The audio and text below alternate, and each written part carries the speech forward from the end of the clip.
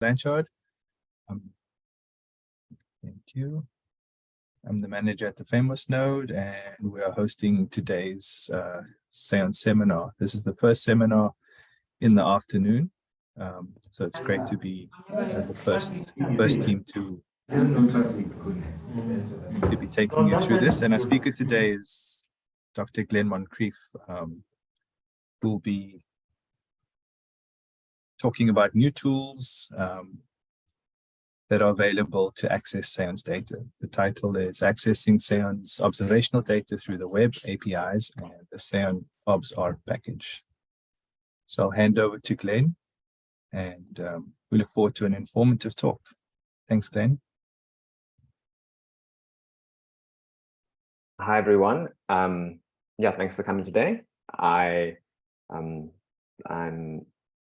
going to talk about some of SAEON's patterns of access to SAEON's data. SAEON operates a large network of observational equipment collecting environmental data across the country, and we have a number of platforms through which we share that data. And I'm going to go through not all of them, just one platform in particular, which is our Observations Database, which is where most of our instrument data goes to. So not so much, we have quite a few biodiversity type of observations or sampling type of campaigns, but the database and the access patterns I'm going to talk about are really for instrument data that comes in a kind of a constant time stream. We also have geospatial data and other sorts of data, but yeah, this is not going to cover all of that because that's quite a broad topic, and some of those other data platforms are sort of in development. This is going to talk about our observational data, and there's going to be no slides today, no PowerPoint. There'll be, web links, and you'll see my browser, and you'll see pictures, and you'll see my code editor as I write some code and show you how to do things. But you won't suffer through any PowerPoint, and you will watch me do things live, and you'll probably watch me fail trying to do things live. So that'll be entertaining for those of you who lose interest in the content of what I'm presenting. So I'm going to start sharing my screen, and that will hopefully, let me share screen and desktop. Okay, you should all be able to see my R console. So before I start talking about, before I start writing any code and whatnot, I'm just going to give you an idea. So this is just a very static picture, a screenshot I took of like an output from our observations database of the locations of where we have equipment. So this is just the data that's in the database. And there's a lot more data that isn't yet in the database, and data of different kinds, but you can see there's a lot of holdings, there's a lot of instruments spread across the country. And there's a number of ways to access these data. So yeah, the most common way, well, a lot of people will be touching SAEON's data. The first sort of point of contact would be through our data catalog. So if you go to catalog.saeon.ac.za, you sort of land on this page, and this is really a metadata catalog that contains metadata and references, so it kind of points to the actual location of the data for some of our observational data. So the data that I'm about to show in this observational database is also referenced here, but all sorts of other data holdings that SAEON is a custodian of, historical data, for example. So many people will be accessing SAEON's data primarily through this. For example, but you can also access the observational data through this web portal, and it's a really great portal because it's got lots of functionality, like you can spatially query data. It's a really nice portal if you want to use sort of interactive data exploration. So, for example, a data set that we'll see later on is just say Yonkers Hook humid. You're going to see how bad my spelling and typing is today. It's going to be entertaining to see. So Yonkers Hook is an area where the Fynbos node has a lot of instrumentation, and humidity is something we collect there. So if I search our data portal for that, we'll see a bunch of records. Some of these are sort of historical records, but here this data set is actually pointing to data that's coming from our observations database. So you can download the data here and interact with it through here. But this, if you want to do kind of coding and statistical analyses with these data, it can be easier to actually just put it straight into the environment in which you're going to be doing the analyses. And that would be, for example, R, and that's what I'm going to show later. But just to show this, you can get the data through here, and you can do some cool filtering type of stuff using spatial subsetting and queries, for example. But yeah, that's our data catalog. And then we also have the actual observations database. So this is the database I'm talking about. So here we are at observations.saeon.ac.za, and this is plotting out the actual locations of all of these data sets that we have.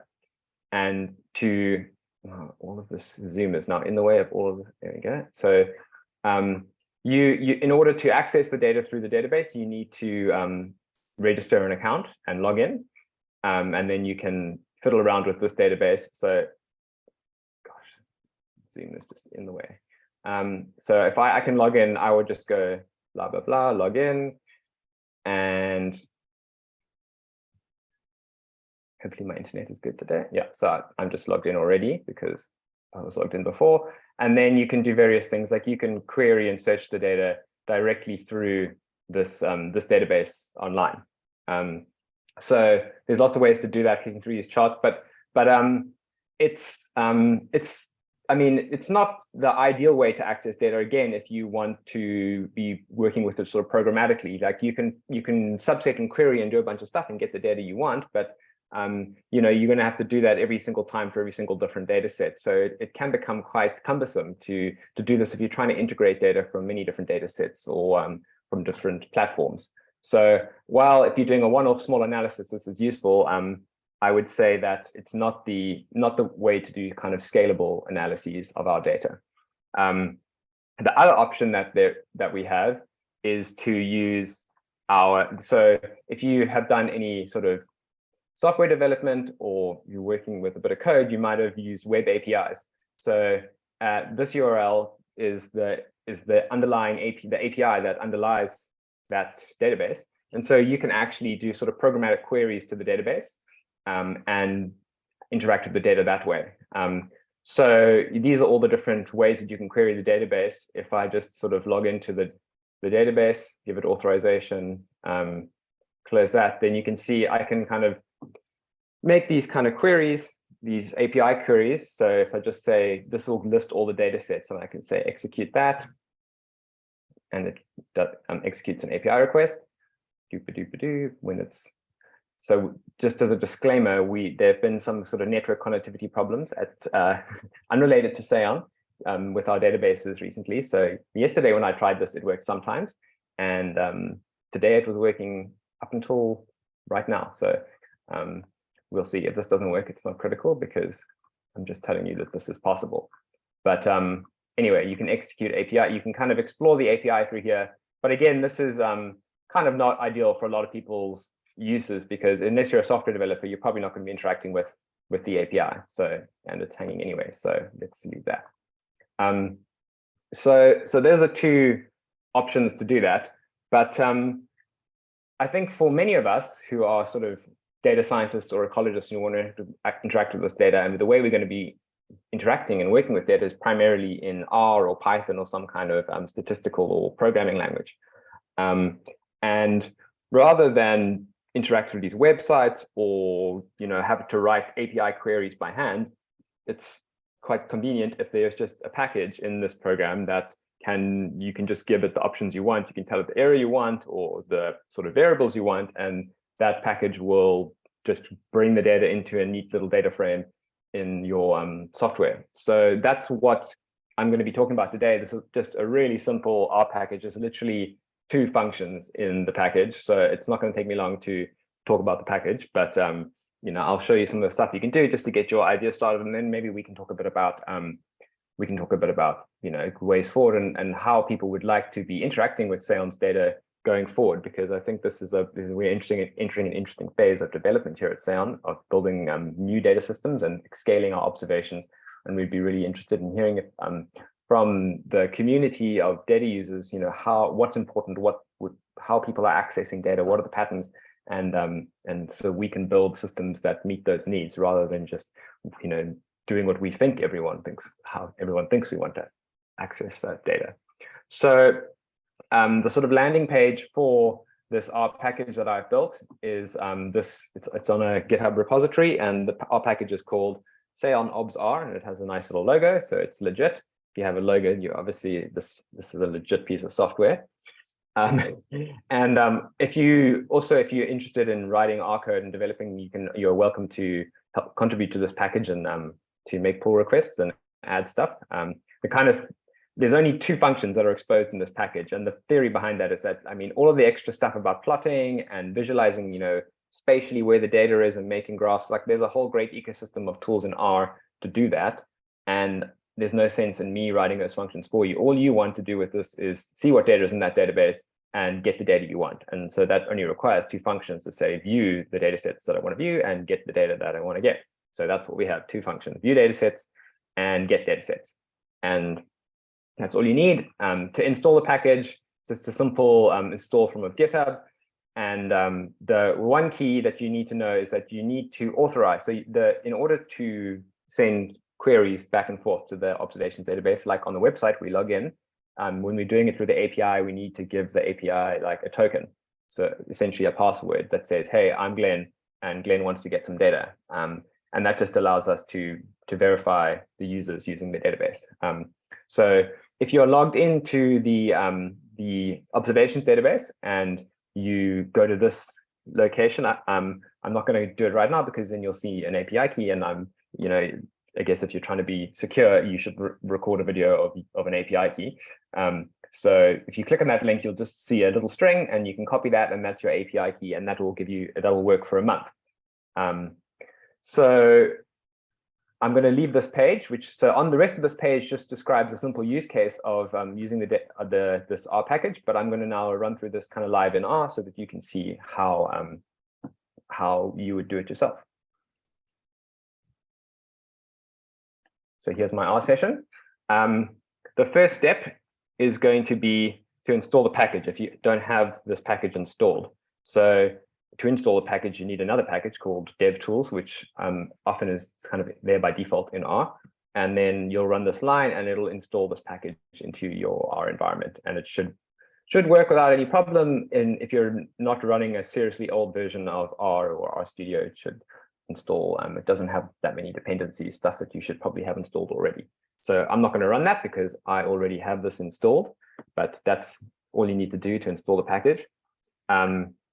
And then once you've done that, what you need to do is tell R what your API, well, let me not delete these things, I'll just leave this here. So then you need to tell R what your API key is. So that web page that I showed you, click through, you go to that web page, and then you'll just get a simple text string that you can copy and paste in here. And you run this, and that essentially sets your API key so that when you send commands to the database, it knows who you are. I've done that already earlier, but so I'm not going to paste my API key in here so that you can all see it, but just going to look like that.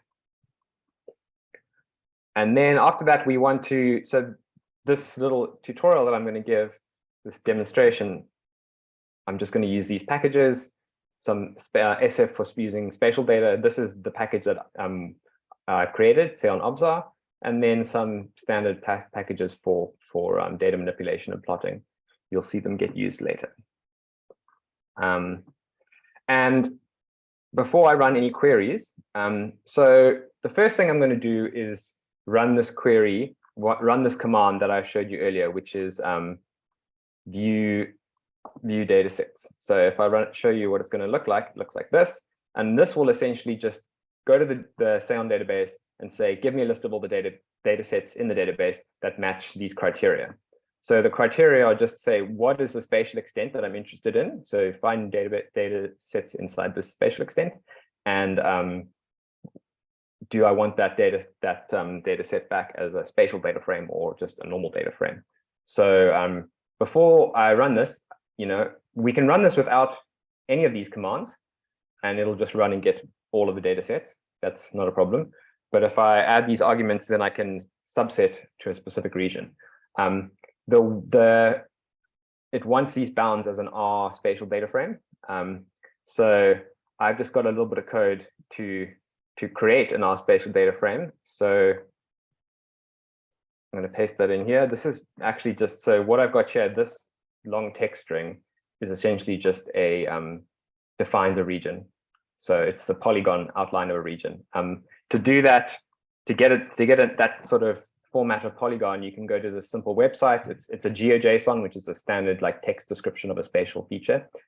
You can go to geojson.io and you can draw whatever you want here. So I want this thing. I want to get this. And then I can just copy this guy out of here and paste that into R. That's what I've done on the other side. So that's how you can get this text string. That's my region. And then I'm going to turn that region out in R, and you turn that region into a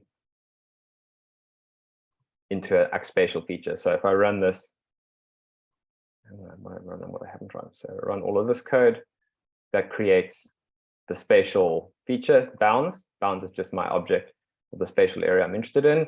And now I can get the data sets. So if I run this line,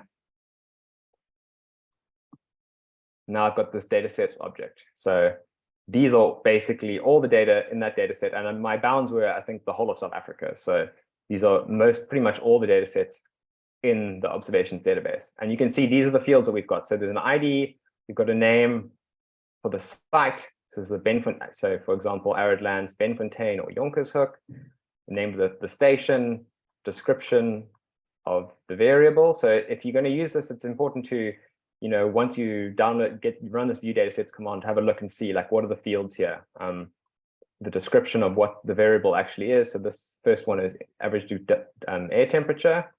A couple other things, the units and the start and the end date, the number of observations, and then a geometry that defines where that observation was collected. So that's essentially just saying these are the data sets. There's no data in there. It's just saying these are the data sets. Here's where they are. This is what they're measuring and when they start and end. So now we've got that in our R session. I guess it's useful to have a look at, we can plot where exactly these data sets actually are because they have a coordinate field. So if I run this command, this just is going to make a map. Leaflet is the package that makes a map, adds some backgrounds, and then adds markers at the locations of those data sets. So if I run this, you can see over here, my little interactive map. These are the locations of all the data sets that are in the observations database. And if I zoom in, you can see stuff. You can see Aubrey's been busy. Jonkershoek. What, 109 data? What, Aubrey? That's incredible. So you'll see we've got lots and lots of data sets. Each one of these gives a different, so Langrivier fog station, total hourly rainfall in millimeters. And there's total daily rainfall in millimeters. So we've got lots of different data sets here. And you can sort of spatially explore like what we have. Of course, you can, you can subset this. So what I haven't shown you is that, for example, I'll show you just now, but for example, I can open this, I can look at this these data sets, and of course I can filter this, right? I can filter this down to say I only want wind direction, for example. I only want data from, this station, the Arid Lands node, Benfontein. So you can filter this data frame using the standard R functions that's not in the package because you don't need that functionality in the package. That's, there's R packages to do that. You can just filter this down to get the data sets you want. So for example, if I do that, for example, over here. So here I'm just taking these data sets, view data sets, downloads the data sets for the whole area. But now I'm going to filter the data sets to just give me the data sets that give daily minimum air temperature. So you can see it's running the query to the database and it's got the results very quickly. And now I can plot that the same way I did before.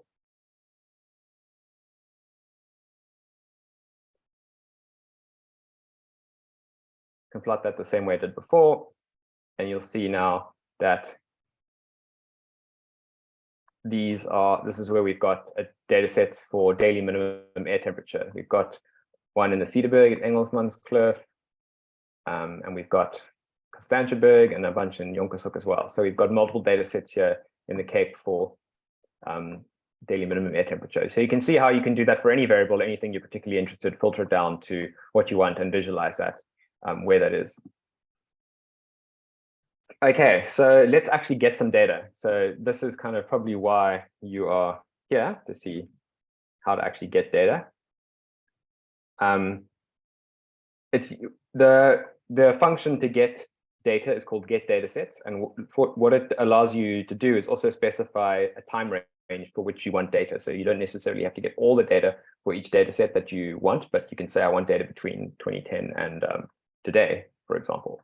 So I can do that simply by running now. I can run this get datasets command. This is kind of the meat and potatoes of the package, a single function that says this, you've got what it wants is this data frame that we created earlier. So view datasets gives us a data frame back called datasets, or whatever we want to call it.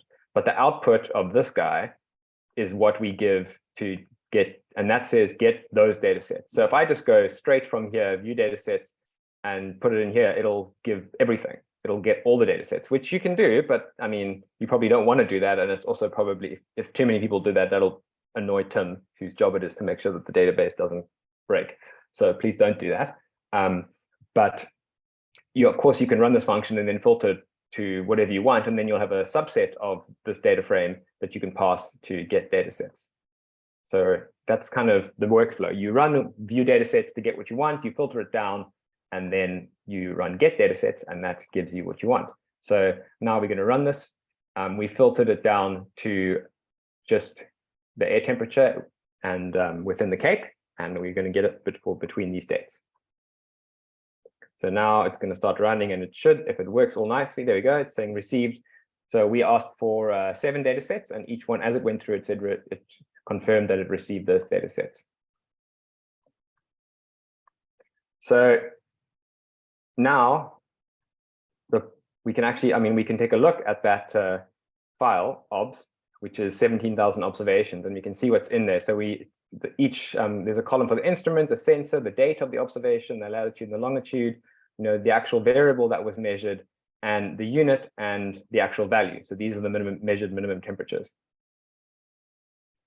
But what we would like to do is make a plot. So we'll just use simple R plotting stuff and make a plot for the minimum air temperature at all of these 7 weather stations. So these are all the weather stations in the Cape that SAEON operates at measure minimum daily air temperature, and we can just, in a few lines of code, we can plot that out. So that should come up here when the time is right. I just got to tell it to actually plot, to make the plot.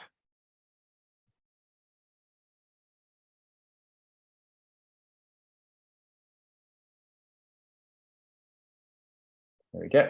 So here is our plot. So when I created the plot, we've got a separate time series of points for each weather station in a different color, and we'll see. And then I just fitted this is like the worst statistical analysis you'll ever see, but you can simply in your plotting function, if you say geom smooth, it'll add smooth linear regression line to the data. So we've added a linear regression to each of these weather stations, which is bogus. But you can still see that, for example, most of them are actually, the minimum temperature is going up, even in this relatively short time series that we're plotting here, that starts in 2010. And you can see, obviously, the things that you would expect. This Langrivier, these colors over here, you can see how the minimum temperatures are lower as we go up the elevation gradients. And you can see that, for example, these high elevation weather stations that we operate, like Constantiaberg and Dwarsberg, have much lower minimum temperatures. And you can see that, for example, Engelsmannskloof, which is high up in the Cedarburg, regularly goes below 0 in winter.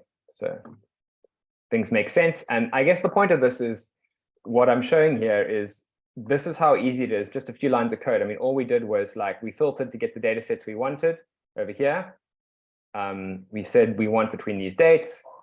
We ran this function, and then we've got all this data, and we can do that for any variable that SAEON collects. We can do that across all the sites and instruments to integrate data where we're measuring a single variable, for example. And this is something that we at SAEON have been trying to do for a long time, is to try and integrate the measurements and integrate the understanding that we are accumulating by running this network across the country.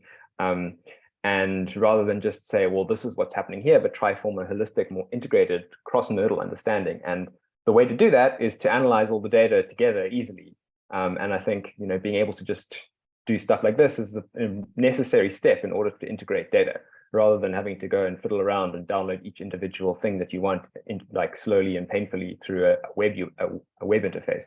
We need kind of simple interfaces like this to do that. Okay, so that's basically what's going on here. That's the meat and potatoes of this package that I'm presenting to you. Two functions: get datasets, view datasets. One thing that I think would be interesting that I want to show you is, so I'm going to get all of the data to get all data. Last thing I'm going to show you. So view datasets, not give me a non-spatial return, and I'm not going to filter to any bounds. It's just going to give me a list of all the datasets that are in our database. And then I'm going to just do some formatting of the data. So because of the way I want to plot it. So I'm formatting the data. I'll show you what it looks like after I've formatted it. So we've got this data frame, so we called df tidy. And that's just data sets. And what's in here is simply a data set that says, a data frame in R that says for each data set, when the first observation is from, and when later on when the last observation is from. So the start and end date of each data set in our observations database. And then I can plot that and see sort of what the time range that is covered by our data is. Plot. So this little plot here shows us from the very first data record in SAEON's database, which is before even, well, sort of 1900. I don't know if that's a data entry error, but yeah, that's what it says, 1900. These are all observations are going up to the present, and you can see obviously when SAEON was when SAEON started in the 2000s, all of these data sets start to come online. But there are some historical data sets that SAEON has curated and put on the observations database as well. But that's not why I want to show you. The point of what I'm trying to show you is now I'm going to do the same plot, but I'm just going to only show you for the last 5 years. So these are the last 5 years of time range. And just what you see here is, so the lines show you essentially the period that's covered by the data set. And these two vertical lines, there's a vertical line at the beginning of 2022 and a vertical line at the beginning of 2023. So you see that most of the data sets in our data set and our database don't make sort of end before the beginning of 2022, and almost all of them, except for 3 or 4, there's no data yet from 2023.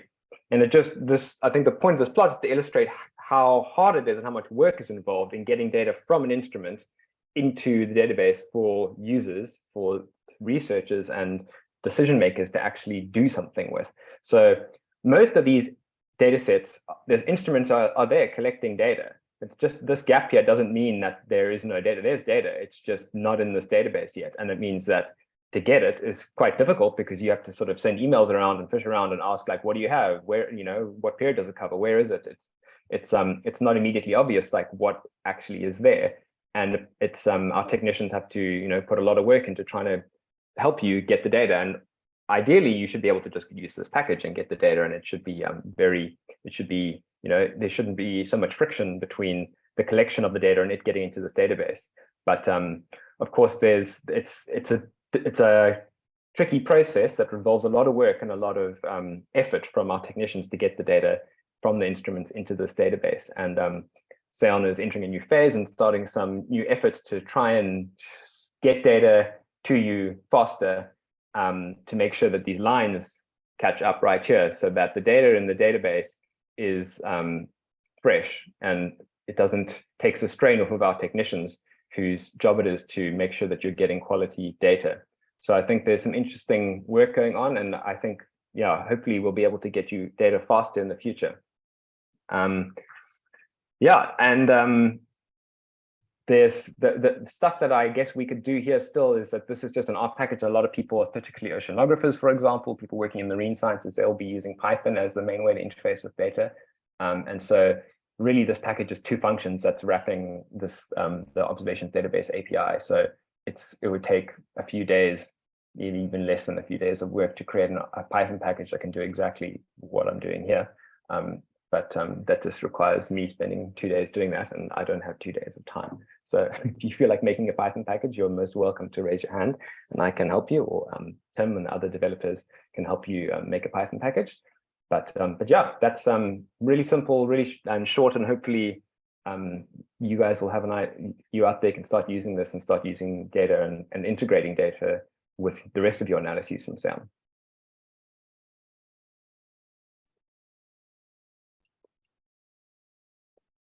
Let's pop back in. Thanks, Glenn. Yeah.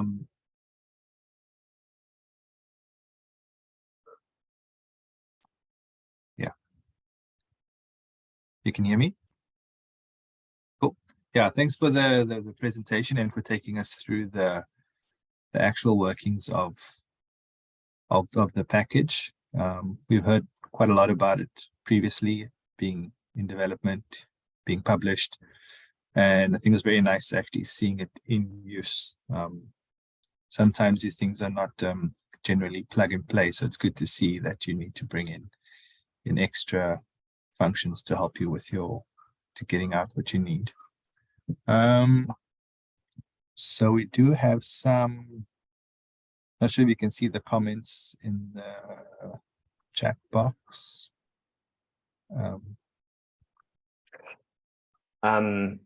Yeah, I guess I can address some of these.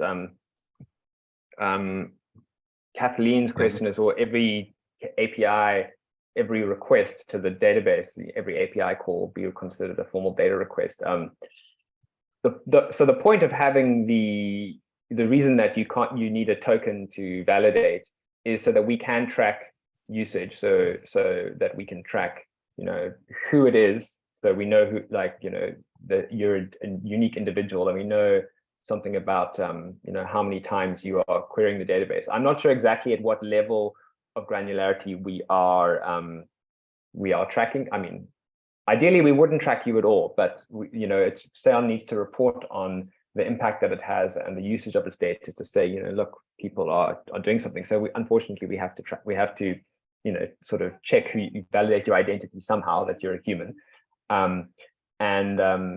So that's the point of the API key. I'm not sure at what level of granularity I don't think it's not like we're not harvesting any private data about you, but we do at least can report on the usage of the data through this way.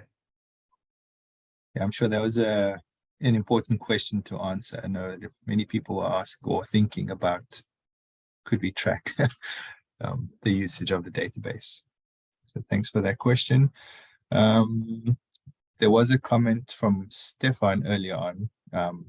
You might want to respond to him directly. It seems a very specific error message that he got while trying to run the package.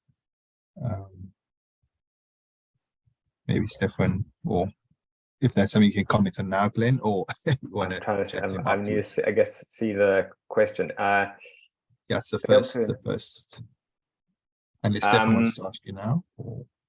Yeah, I'm not going to necessarily be able to debug that right now. So yeah. I think the 404 error has a particular meaning. So I guess it's saying that page not found. I'm not quite sure what it's saying. Anyway, you're welcome to send me an email I actually haven't shared my email. I guess I'll put my email in the chat box so that everyone can, if you want to send me an email, if you are having problems installing the package or something, then I can help you out. I still use the old school SAEON email because it's easier to type, easier to remember. And that responds, or that answers Raki's question about, can he contact you if he has any problems, and what is your email address? So Sure. I guess you've given people permission. Sure. The other way that I would encourage people to also to interact is through GitHub, right? So if you go to the repository for this package, of course, if you have an issue that you think is just related specific to you and not all, then you can send me an email. But if there's something wrong with the package and you think that there's like a general issue with the package, you can open an issue on GitHub and basically say there's something wrong with your code. Go new issue and say there is something wrong, and add a more descriptive thing about what's wrong, and then I can kind of modify the code to address your issue. So that's the more formal way of registering a complaint.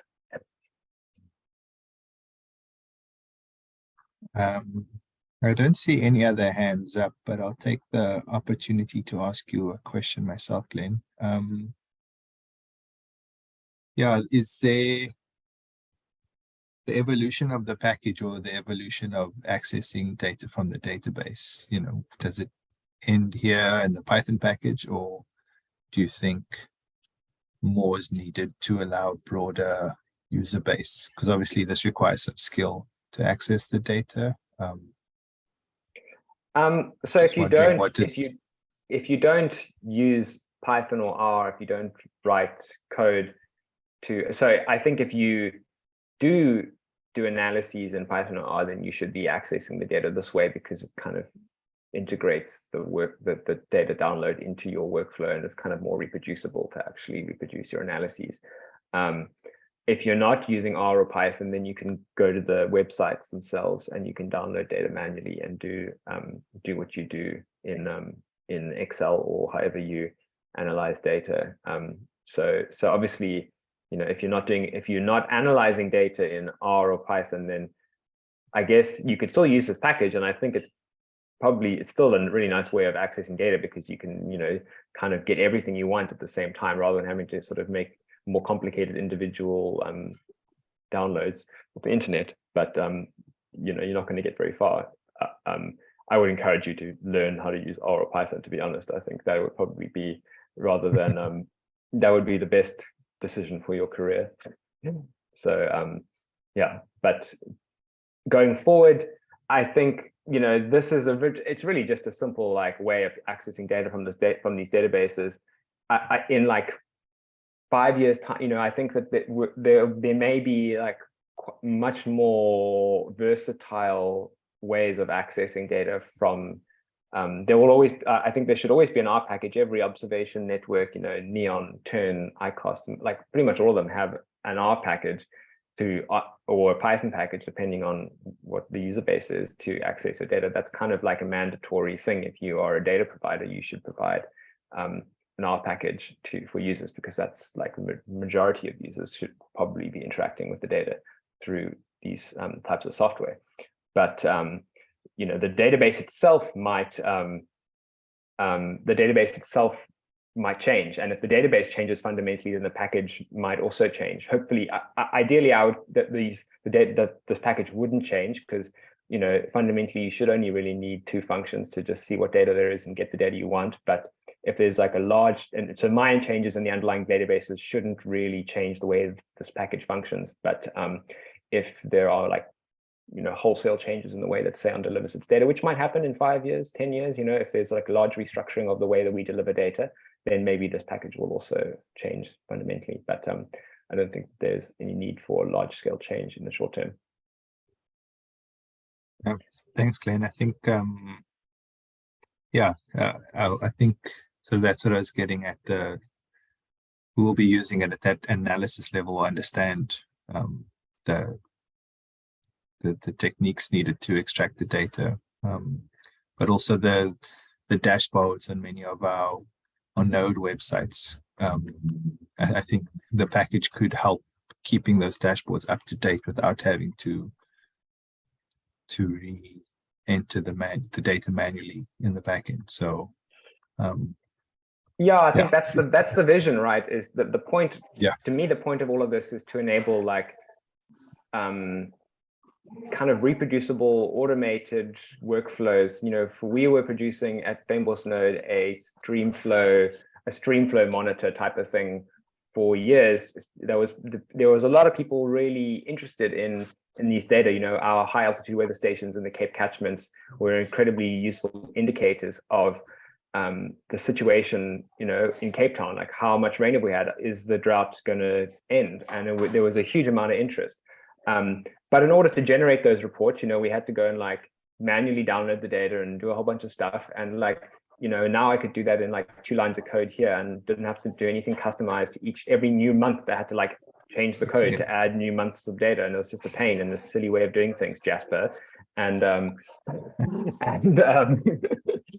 and it also like took months before it was possible to update those dashboards, and people wanted like to know yesterday, or like they wanted to know what the rain was tomorrow to say like, is the drought going to break? And like we're having to wait 3 months before we release a new like little interactive dashboard is too long. Like this should be the data in that situation. You know, people want the data to be in the database like immediately, and they want like a dashboard that is showing them that data like immediately in the way that they want to see it. And you know, and that's kind of for many use cases where we should be trying to get.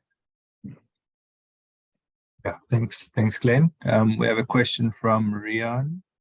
I don't know if anybody wants to ask their own questions, but I'll respond to hands. But I'll ask Rian's question: is it worthwhile getting this onto CRAN? Would it then be more discoverable instead of only on GitHub? Yeah, it would. CRAN is like the package repository of R, where like all our packages are centralized.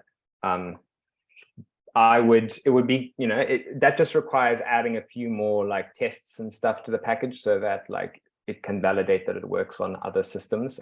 There are a bunch of tests built in and stuff to the GitHub code base. I just haven't done that because I haven't had the time, and like this is kind of just a pet project of mine. So it would be great. Rian, you're welcome to make a pull request on the repo and make the necessary changes to submit it to CRAN. So please get busy. But yeah, it would be great. I mean, I think it would be nice to have more contributions on this type of stuff. I mean, I think a lot of people in SAEON know how to write R code.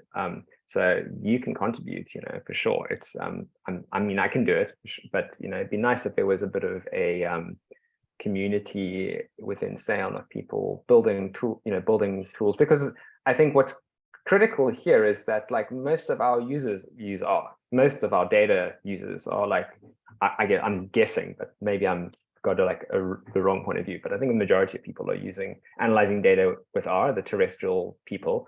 And so like we should be putting some effort into making sure that they get data delivered in a way that is kind of low friction for them.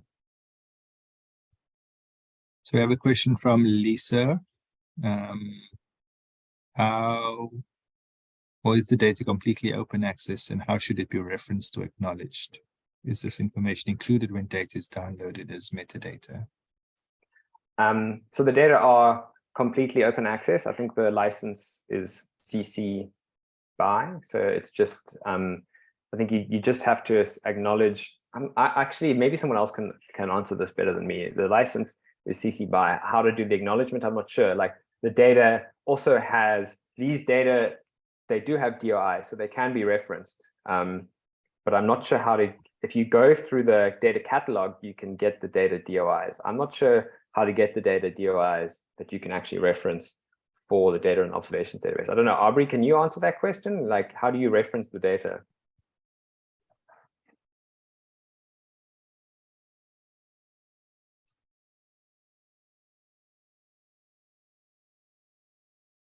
Aubrey's probably under the hood of a Mini or fixing a car or something. So I don't know if you can answer the question, but maybe someone else from the SAEON can answer that question, exactly how to reference the data. I actually am, oh, there you go. Tim, maybe Tim's also got his head like in a boat or something. Like, Sean, tell us how to reference the data. Yeah, thanks, Glenn. I was going to prompt Tim to chime in here, but the basics is if you download data directly from the OpsDB, You'll be issued attribution statement and citation instruction. So, that would happen at the final step, and then people are duly informed on how to reference when using this data and outputs. It would not be difficult to perhaps work it into a package as, delivered into your command console. So that's something we can look at going forward. Yeah, I guess the ideal situation would be, I think what we should have is, in that table that, yeah, there you go. So for example, if you download through the data catalog, as Zach is showing, one of these data sets. So this data set will be in the package that I'm showing in the chat box. You'll see that you get a DOI when you download it through the catalog, but that DOI is not being reflected in this package. It may be coming from the API and I'm just not putting it in the output of the package. So I could, ideally what would happen is that you get that table of data sets, which says this is this is the location and this is the blah, blah, blah. And then, there will be a column here that gives you the DOI. And then you can, for every data set that is in your analysis, what the DOI is. And so you can reference it that way. So I will look into adding that as a column in this data sets. And maybe I might need to chat to Tim to see if that is in the API, comes from the API or not, or if we need to change the underlying API. But that's a good question. Yeah, you should be able to reference this exactly the same as you would if you're accessing it through the data catalog. Suppose it'd be a good way to cross-check between the number of requests versus if we search the DOIs for referencing, we could see where there's gaps in the system. Yeah, so there's another question from Stefan. Can we just, Tim's got his hand raised. I just want to see if he has a comment on that. Oh, sorry, yeah, Tim. If we can get the DOIs in the JSON in the API payload.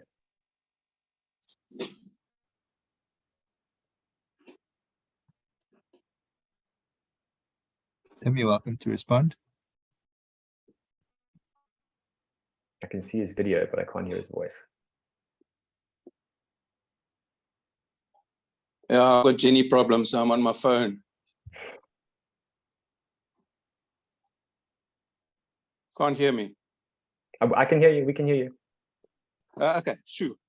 So in the payload, there is a download URL, which takes you to the query site. And when you actually download the dataset, there's a citation how to cite.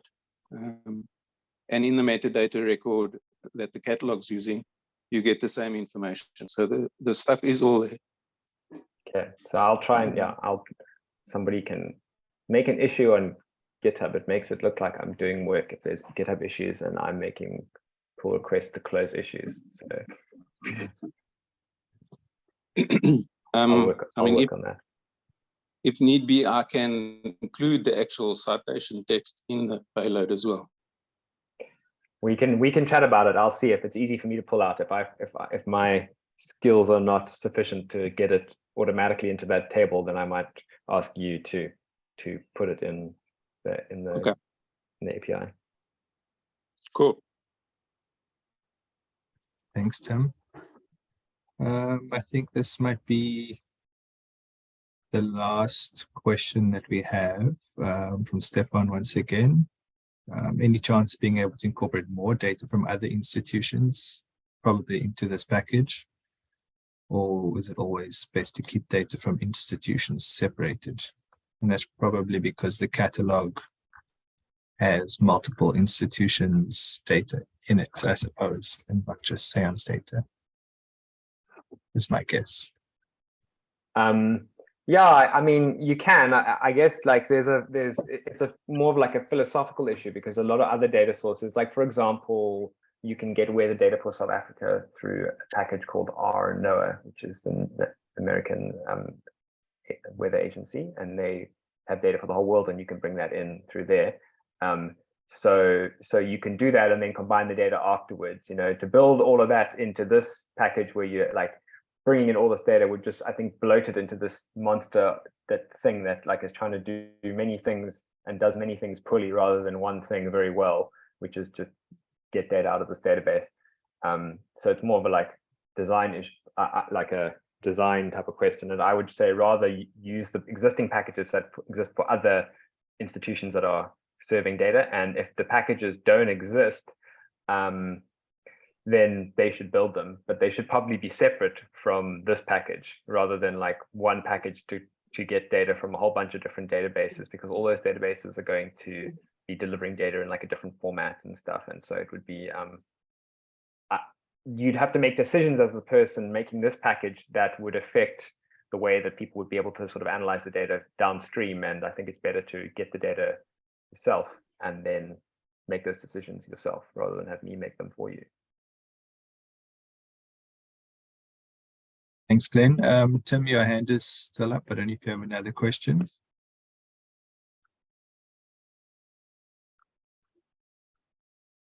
Or comment. I think it's a hanging hand. Well, if don't leave him hanging, Glenn. If not, then looks like we're reaching the end of this session. I'm sure it's fine to end a few minutes early if there are no more burning questions. Lots of thank yous in the chat, Glenn. So thank you once again for a very informative session and discussion that followed. I think that was very helpful, very pertinent to SAEON's issues. And I'd like to take the opportunity then to inform everyone of the next seminar, which is happening on the 30th of March. To avoid the Easter holidays, I think the timing is considerate. And we have a PhD student from Egagatsini presenting, Pelile, with the title Describing the Agulhas Bank Annual Cycle Using In Situ Observations. So maybe a question for that presentation is, did they use the R package in their analysis? Cool. Thanks, everyone. Thank you, and have a good afternoon, folks.